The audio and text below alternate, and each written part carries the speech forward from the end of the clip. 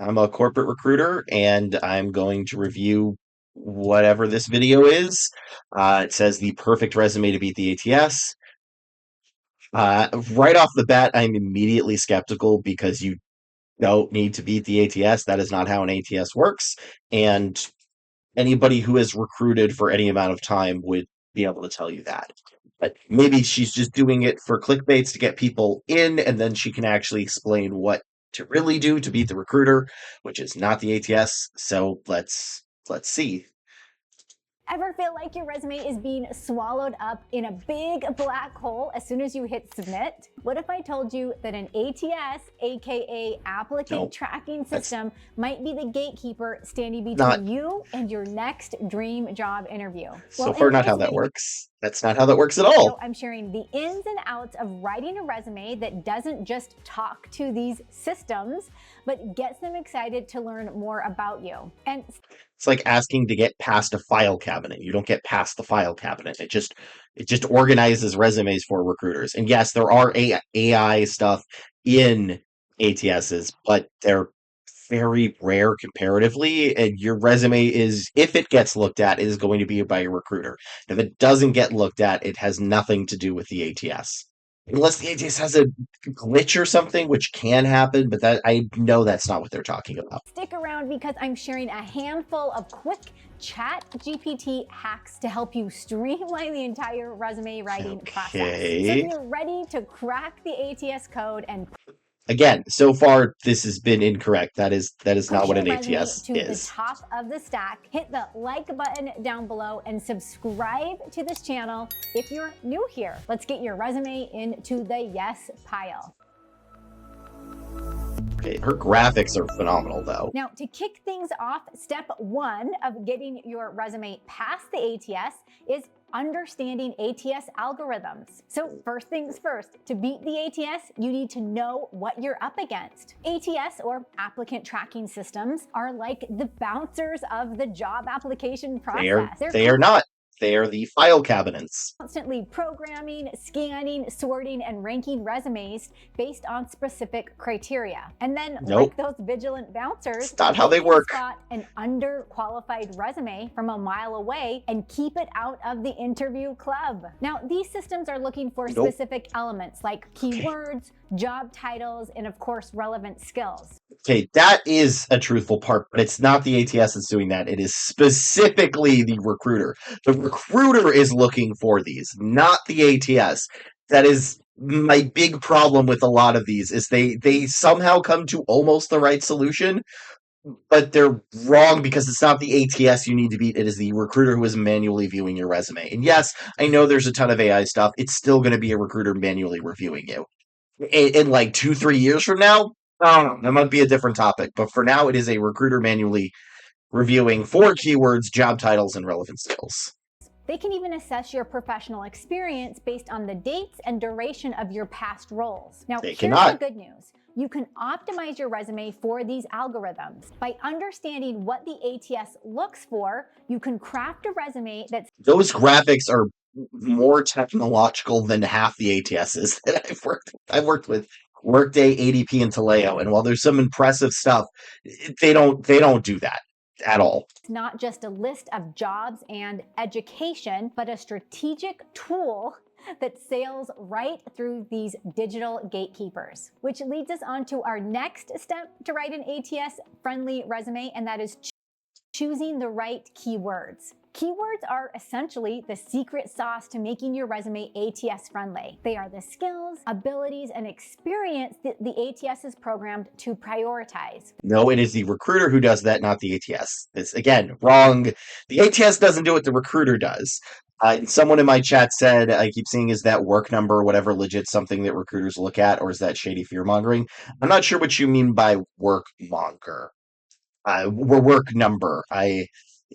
But no, it's usually, I'm going to guess based on what I think you're talking about that it's fear-mongering, but if you want to describe it more. But so far, this is entirely inaccurate, but The trick is figuring out what those keywords are for each job you apply for. You want to start by looking closely at the job description. Look for specific skills and qualifications that the employer emphasizes in the job description. Are they looking for someone with project management experience or someone who excels in cross-functional team leadership? The key is to use the exact language from the job description. Now, here's a That is correct, actually. This one. That is correct. And Buggy, who is in chat, I will answer that after this video. But yeah, right. They got the wrong premise, but still the right answer. It's just okay. quick hack for this. Jump over to ChatGPT and ask it to extract the top 10 most important skills from the position. Now, you'll I feel like that's unnecessary. You don't need the top 10 from the position. What you need to do is you do not. I kind of want to skip because I know where this is going. Yeah, is you need to write your resume for the job title that you want, not necessarily the job itself. Job titles within a certain industry are going to have a lot of commonality in their keywords. Keywords are what you need because that is, well, what recruiters look for. It's a little more complicated than that, and other recruiters that could respond to this would be like, I'm actually, and you're correct, but for the layman, keywords are what you're going to be adding to your resume. And it's so that the recruiter who is not a technical master in your industry is able to move you forward. job search, enhance your resume and cover letter, master your interview. Most recruiters do not even look at a cover letter. If a position has a cover letter, it's because a recruiter has tried and failed to get the manager to not want a cover letter. Views and a lot more. I'll place a link for you in the description below. All right, let's get into resume formatting for ATS compatibility. If it's in a PDF format or Word or docx, you're fine. That's all the formatting. Now, formatting your resume for the ATS is a bit like Tetris. Everything needs to fit perfectly into place. The ATS can be finicky, and if your resume isn't formatted to its liking, it may not be able to read it at all, which means you're out of the running before you even start. So that's also not correct. As long as it's in a PDF format. I mean, if you submit like an image file or a JPEG, that can break it. If it's a PDF, Word, or whatever the Google one is, docx, I think, you're fine.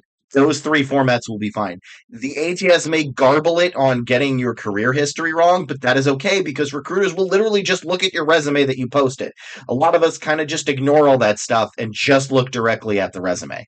I kind of don't want to give this person a screen time because this is so far incorrect.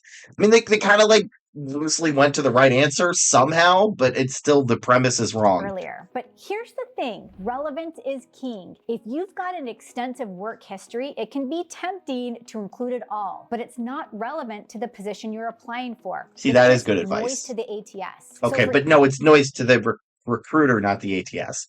I feel like this information may be correct if you literally just swap ATS with a recruiter and everything here. Highlight. Remember, when using ChatGPT, you'll need to give as much information as possible. Touch. This is arguably the most important step. After all, it's people, not machines, who will ultimately make the call on your application. So even though we've optimized your resume for the ATS, we can't forget that your resume should also resonate with humans who will read it after the ATS gives it the green light. Throughout your resume, use language that paints a picture of your professional narrative. Your bullet points shouldn't just be cold, hard fact. They should tell a story, your story. When you describe an achievement, include how it felt, what you learned, or how it contributed to your team. Okay, cool. Well, I think that's good. We're so close. So the ATS, just to summarize, the ATS is a file cabinet. It does not reject your resume. It is a recruiter that is rejecting your resume. And I think instead of what she should have broken this down to is technical and non-technical, because the recruiter is going to be non-technical in your industry and they're going to be looking for certain things. So you need to write your resume like the job description of, well, the job, so that the recruiter is able to understand your skills and transfer you to the manager, and the manager is able to understand, this person is also technically sound. So that is where that is going. But the whole thing is, I mean, they're half right on how to do it, but the to beat the ATS is not a thing. So you got to make it clear and concise for the recruiter and the hiring manager, as long as it's in a PDF format or Word doc or Brain, the other Google Doc thing. It's fine. Even if the ATS does garble it, the recruiter can check on the actual file directly, which is what a lot of us do. So you're fine. You do want to write stuff that is based on the job description, but don't customize your resume for each individual job. Customize it by job title, because job title in each industry is going to have a lot of commonalities. So yeah, I'm sorry, Professor Heather. I disagree with most of this video. Although, again, I feel like you answer like it's like 1 plus 1, and you somehow still like your equation is wrong, but you got some of the math right. So please don't spread fear that the ATS is doing it. It is the recruiter. The recruiter is the person that is going to be rejecting your resume. I'm a corporate recruiter. I have done internal and agency, and I know how we think. It is the recruiter who does it, not the ATS. So uh, I I I don't know. I'm gonna grade this as a D plus. Only a D plus because even though the premise was wrong, some of the advice was still salient about customizing it based on the job description, even if they should have done it per job title. But yeah, so that's my review. Please go back to the drawing board and make another video that doesn't lie to candidates. So yeah, that's it. I'm gonna try to be mean. I just don't like people to get scammed because there's a lot of fear mongering in this space. So